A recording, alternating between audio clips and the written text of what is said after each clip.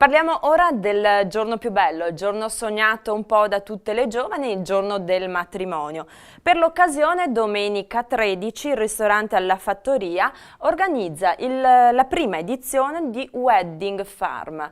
Appunto verranno aperti i locali e l'ampio giardino e tutto sarà allestito e dedicato al giorno più bello, dagli abiti nuziali immancabili a ciò che deve apparire sulla tavola ed anche alla luna di miele. Avrà luogo la prima edizione evento sposi Wedding Farm che si terrà domenica 13 ottobre alle ore 11 presso il ristorante alla Fattoria, un antico casolare immerso tra il mare e la laguna, dove la buona cucina rappresenta la cornice ideale di questo delizioso ristorante di Cavallino Treporti.